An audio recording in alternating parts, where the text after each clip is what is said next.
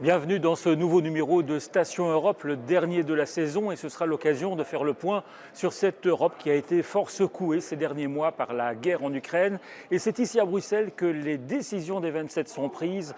On en parle avec le politologue de l'ULB, Pascal Deluitte, avec Emmanuel Foulon, porte-parole du groupe socialiste belge ici au Parlement européen, avec Guy Verhofstadt et avec Róża Thun, une députée européenne polonaise. Voici Station Europe.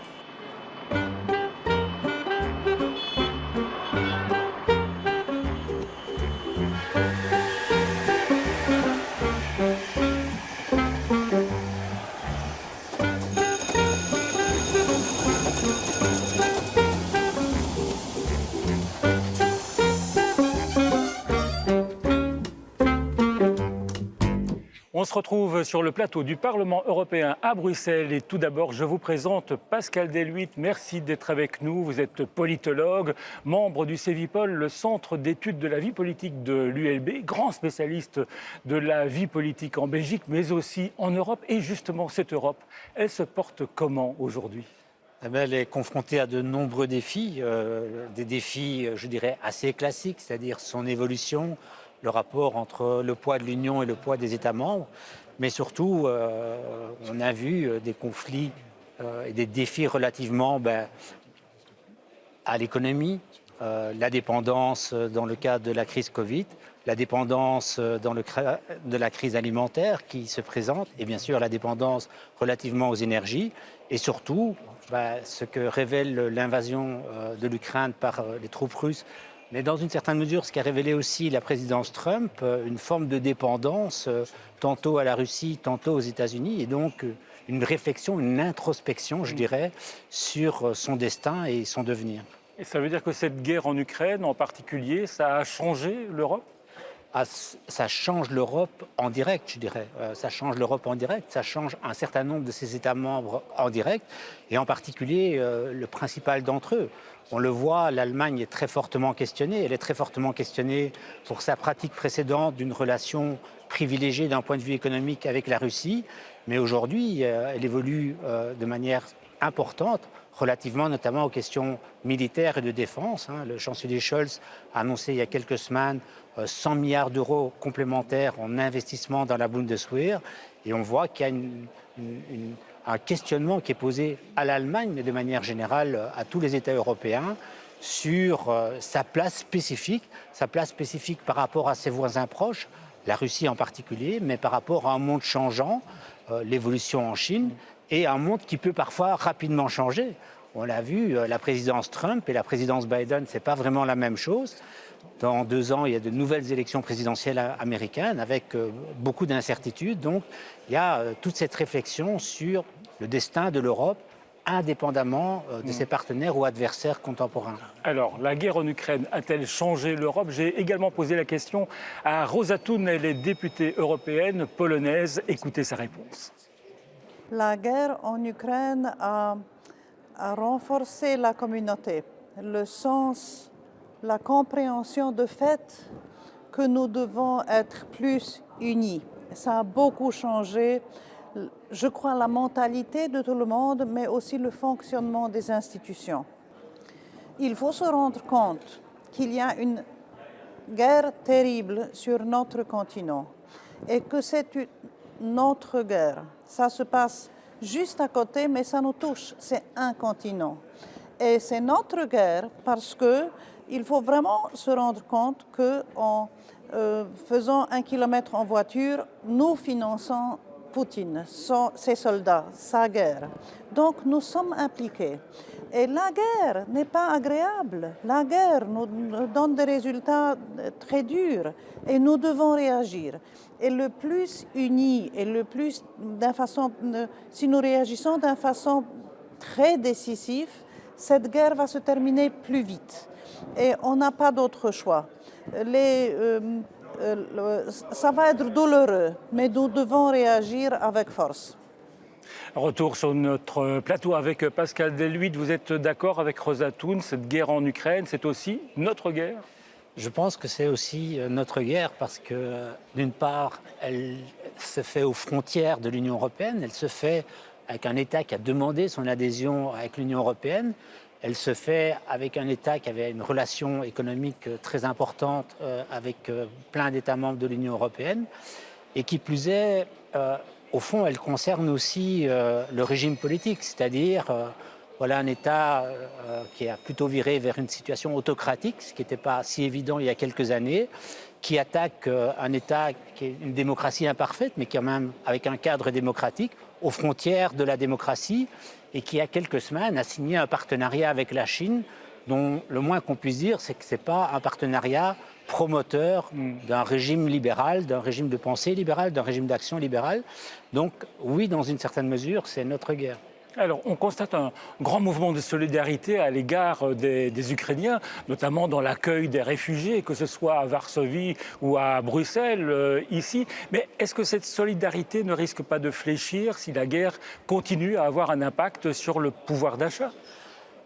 Indubitablement, les choses vont être vues différemment dans le temps. Et c'est de manière générale quelque chose qu'il faut toujours avoir à l'esprit, c'est que la manière dont on voit les choses à un moment donné évolue dans le temps.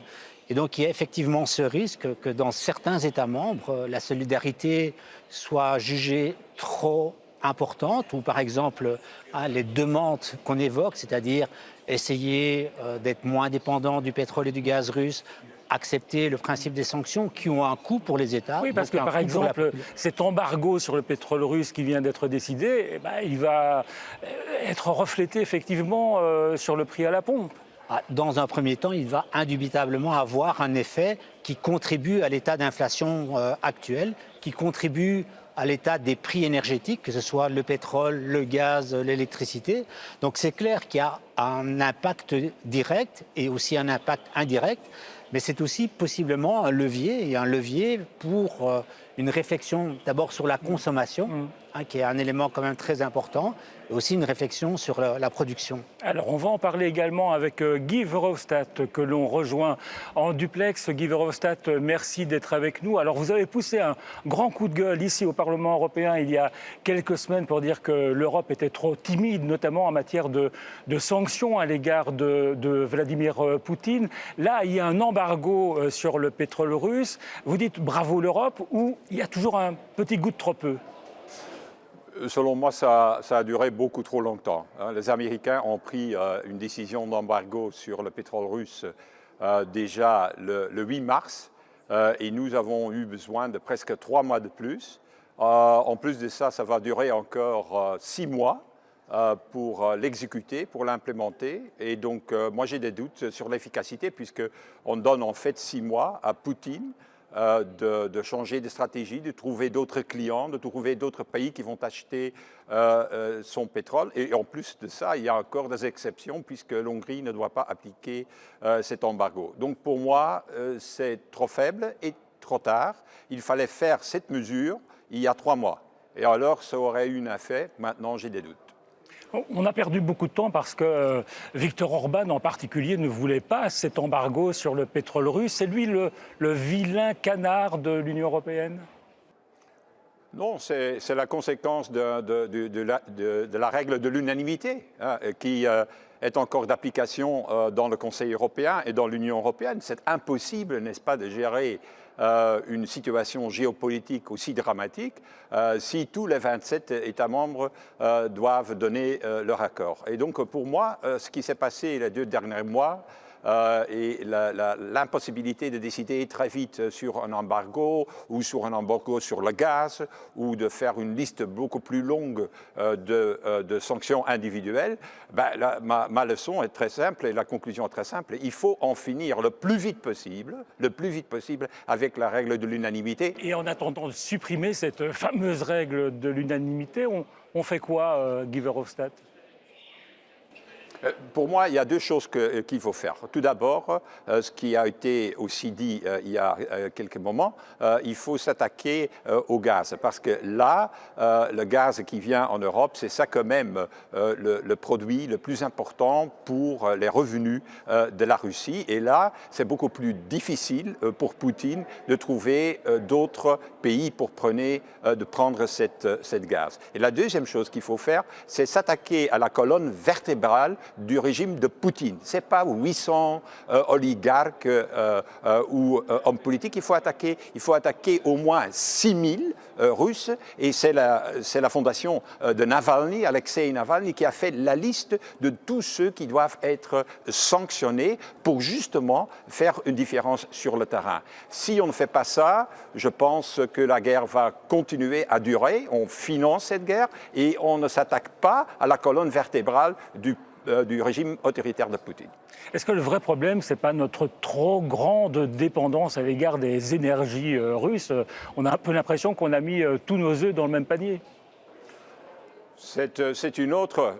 Tout à fait d'accord, c'est une autre. En 2006, je dois vous le dire, j'étais encore Premier ministre, on a décidé à Hampton Court, c'était le dernier sommet de Tony Blair en Grande-Bretagne, on va créer une union énergétique en Europe. Et puis après, on n'a plus rien fait. On est devenu plus dépendant du gaz russe après qu'on a créé l'union énergétique. Pourquoi? Parce qu'une vraie union énergétique, c'est complètement différent de ce qui existe en Europe. Ça veut dire qu'on va faire un achat commun de l'énergie. Ça veut dire qu'on va créer des réseaux communs d'énergie. Ça veut dire qu'on va créer des centres de stockage au niveau européen. Tout ça n'existe pas. Et c'est pour ça que les Allemands ne peuvent pas en fait prendre une décision pour se débarrasser du gaz russe parce qu'il n'y a pas d'approche européenne. S'il y aurait une approche européenne, on pourrait résoudre le problème allemand et on pourrait directement, dès le début de la guerre, arrêter en fait l'importation du gaz russe et en fait arrêter le financement de la machine de guerre de Poutine. Merci Guy Verhofstadt. La fameuse règle de l'unanimité, elle pourrait vraiment disparaître, Pascal Delhuit? Ça me paraît difficile, c'est-à-dire on voit en quoi elle est un blocage régulier et en même temps c'est une règle que beaucoup d'États apprécient occasionnellement. Et pour la supprimer, il faut aussi l'unanimité. Donc, c'est un peu le serpent qui se mord la queue. Après, je crois que dans le cadre, à un moment donné, d'une réflexion plus globale et d'une volonté de modifier un petit peu le cadre de fonctionnement institutionnel, elle pourrait être posée, au moins elle pourrait être posée sur les moments où on l'applique. Oui. Dans cette guerre de l'Ukraine, on voit bien que c'est Emmanuel Macron qui a été l'homme fort. C'est aujourd'hui l'homme fort de l'Union européenne, surtout après le départ d'Angela Merkel? Je dirais qu'on est plus dans une logique de transition où très certainement, jusqu'aux élections de l'été 2021 en Allemagne, la personnalité la plus emblématique, c'était certainement la chancelière Angela Merkel. Bien sûr, dans cette idée de duo franco-allemand, je ne crois pas qu'il y ait un consensus pour considérer qu'Emmanuel Macron soit l'homme fort. Je crois qu'il y a encore beaucoup d'attentes relativement à l'Allemagne, plus grand pays, plus grande économie, beaucoup d'attentes sur le nouveau chancelier Olaf Scholz, et aussi un certain nombre d'inquiétudes relativement à Emmanuel Macron, dont le propos parfois sur la Russie peut surprendre. Donc, Olaf Scholz est quand même un petit peu timide. Je pense qu'il a d'ailleurs dit en substance qu'il voulait une Allemagne européenne et plus une Europe allemande. Oui, il y a cette idée-là. Et bon, il y avait aussi une forme de, je ne vais pas dire d'énervement, mais d'agacement de la longévité d'Angela Merkel. Et on sait, plus vous êtes dans une logique de longévité au Conseil européen, plus vous avez du poids. À la limite, indépendamment de l'État, Jean-Claude Juncker, qui était celui qui était le plus longtemps dans un Conseil européen, avait beaucoup de poids, quand bien même le Grand-Duché de Luxembourg n'est pas un État formellement très important. Donc la longévité, c'est aussi la mémoire, c'est aussi la capacité à nouer des compromis avec des personnes qu'on connaît mieux. Et cette capacité à nouer des compromis, elle ne vous est pas toujours donnée. C'est-à-dire que votre cadre institutionnel est quelque chose d'important. En Belgique, les hommes et les femmes politiques ont souvent une capacité à nouer des compromis parce qu'ils sont rodés à cela. En France, c'est quand même moins le cas. Alors, on va accueillir à présent Emmanuel Foulon. Il est porte-parole du groupe socialiste belge ici au Parlement européen. Emmanuel Foulon, merci de nous rejoindre. Je vous présente Pascal Delhuit, mais que vous connaissez très bien, parce que ça a été votre professeur à l'ULB. C'était mon maître de Jedi, un peu au niveau politique. Bon professeur? Pardon? Bon professeur? Maître de Jedi, c'est celui qui vous apprend tout, c'est celui qui connaît la voie. Et donc, non, c'était un professeur que j'ai beaucoup respecté parce que on pouvait penser ce qu'on voulait. Il n'a jamais essayé de nous aiguiller dans un sens ou dans un autre. Et je trouve que c'est aussi ça la politique, c'est des échanges pour obtenir des solutions probablement meilleures, mais c'est comme ça que ça doit aller dans ce On ne lui demandera pas si vous aviez été un bon élève. Il vaut mieux pas. Alors, on évoquait Emmanuel Macron, vous devez lui en vouloir terriblement, parce que c'est lui qui a tué le PS français, en fait.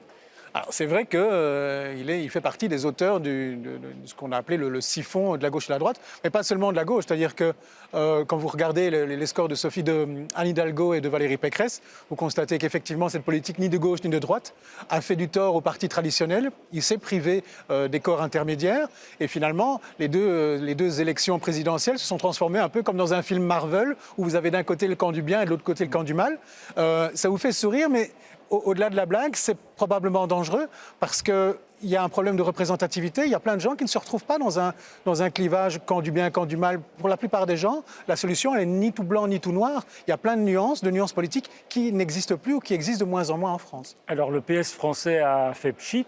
Comment ça se fait que le PS belge continue à résister? C'est dû au charisme d'Elio Di Rupo En France, on a l'union des gauches depuis peu. Je trouve, entre parenthèses, que c'est plutôt une bonne idée. Ça arrive à un moment où justement on reproche aux politiciens de ne penser qu'à leur intérêt propre. Ici, on a plusieurs partis politiques et plusieurs grandes personnalités politiques qui essaient d'aller vers un intérêt commun.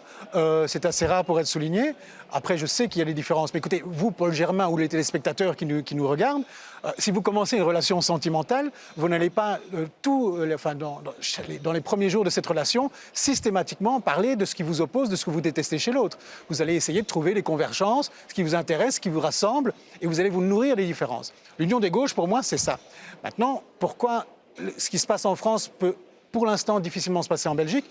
En France, on a Jean-Luc Mélenchon qui s'est directement autoproclamé Premier ministre. Il a eu des députés qui sont dit tout à fait prêts à aller aux affaires et à devenir ministre, donc à aller mouiller le maillot, à prendre les responsabilités. En Belgique, on n'en est pas là. On a un PTB qui, lui, préfère rester dans la tribune, à crier sur ce qui se passe dans le stade et sur le terrain, mais à aucun moment, si vous leur présentez la possibilité d'aller sur le terrain, ils ne veulent pas aller mouiller le maillot. Et donc le fait que le PTB ne veuille pas aller aux affaires fait que c'est pour moi la raison principale qu'il n'y a même pas lieu d'imaginer, pour l'instant en tout cas, une alliance des gauches dans la politique socialiste, dans la politique francophone belge. L'union des gauches en Belgique, c'est pas pour aujourd'hui quand on entend Emmanuel Foulon. En vérité, en Belgique, personne ne le souhaite, ni le PS, ni le PTB, ni Écolo. Donc il n'y a pas le besoin, il n'y a pas la nécessité, l'urgence qu'il y a en France. Il n'y a pas le besoin. Je dirais qu'il y a deux choses. Il y a la première qui vient de dire Emmanuel, c'est-à-dire un parti ne souhaite pas être dans l'exercice du gouvernement, à l'échelle régionale ou à l'échelle fédérale, donc la question ne se pose pas. Après, il y a une deuxième dimension qu'il ne faut jamais oublier, c'est qu'il y a un cadre institutionnel, et le cadre institutionnel façonne les stratégies.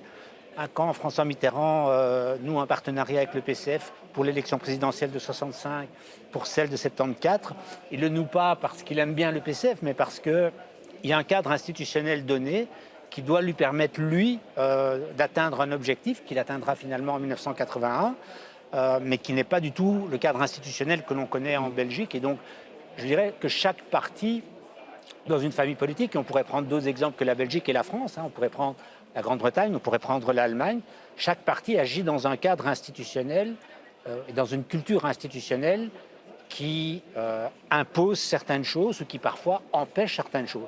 En Allemagne, par exemple, l'union des gauches est très compliquée parce que dans l'imaginaire, Die Linke, c'est l'ancien parti du SED de l'Allemagne de l'Est, et donc les coalitions paraissent compliquées à l'échelle fédérale, hypothétiquement. L'union des gauches en France, c'est donc le PS, les écologistes, les communistes, la France insoumise de Mélenchon. Ce sont les élections, le premier tour aujourd'hui. Votre pronostic ? Je dirais que cette union va certainement permettre que plus de candidats de la gauche soient présents au deuxième tour, et donc, par hypothèse, plus vont remporter de circonscriptions. Ça me paraît difficile qu'ils remportent l'élection. Après, c'est une élection à deux tours. Il y a une dimension qui est fondamentale, qui est en fait la vraie dimension fondamentale de ce scrutin, et sans doute encore plus du scrutin de dimanche prochain, c'est la participation électorale. Plus elle sera élevée, plus il y a de chances que l'union de la gauche remporte un nombre appréciable de sièges. Plus elle sera basse, moins il y a de chances que l'union de la gauche remporte un nombre appréciable de sièges. Emmanuel Foulon, est-ce que les gauches ne sont pas en train de disparaître en Europe ? C'est une bonne question, c'est quelque chose qu'on pourra voir sur le moyen terme. Je voudrais juste dire, en tout cas, par rapport à ce qui va se passer dans les législatives, qu'on soit de gauche ou pas, c'est important. J'espère vraiment que l'Union des gauches va faire un bon résultat. Pourquoi? Parce que sinon, on va se retrouver avec énormément de députés centristes et finalement, on se retrouvera seulement avec une voix, avec seulement un son de cloche. Fatalement, si vous avez une solution, une proposition, elle ne sera jamais aussi riche que si elle peut être débattue avec des groupes qui ont plus d'importance, évidemment. Et c'est important que la gauche française survive, c'est important au niveau européen également? Oui, je ne vous cache pas qu'il y a eu évidemment une onde de choc entre cette union des gauches déclarée en France et ce qui se passe ici au niveau européen. D'abord, par rapport aux coalitions. C'est-à-dire qu'il y a pas mal de députés de gauche qui se sont demandé, tiens, est-ce que c'est possible dans mon pays? Au niveau européen pur, pas de problème, parce que l'union des gauches, elle a déjà lieu vote après vote. L'alliance, elle change d'un vote à l'autre. La seule chose qui a un peu tiqué ici au niveau du Parlement européen, c'est quand Mélenchon a parlé de désobéissance face aux décisions prises à l'Union européenne. Mais désobéissance, pour moi, ce n'est pas un problème si c'est un des moyens. Si c'est une fin, effectivement, c'est un problème. Si c'est un des moyens, pourquoi pas? Je vais prendre un exemple qui vient en plus du gouvernement Macron. La politique française, le gouvernement français a proposé une feuille de route pour appliquer la politique agricole commune. La Commission européenne a répondu non, écoutez, votre proposition, elle est exécrable. Ce à quoi le gouvernement français de Macron a dit non, on ne changera pas d'un iota. Est-ce que c'est de la désobéissance? Oui. Est-ce qu'on va en rester là? Non, bien sûr, ce qui va se passer, c'est qu'ils vont commencer à discuter, ils vont négocier, et puis ça va améliorer les choses. Beaucoup pour l'Europe, peut-être un peu pour la France. Donc finalement, la désobéissance est aussi un outil de négociation.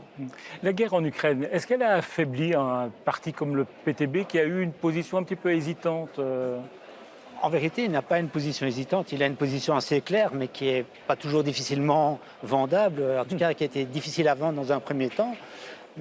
Mais il a une position assez claire, c'est-à-dire... qui est la même que celle de Mélenchon? Non, qui n'est pas exactement la même que celle de Mélenchon. Dans le chef du PTB, il y a un ennemi principal et la réflexion géopolitique se fait autour de cette idée-là.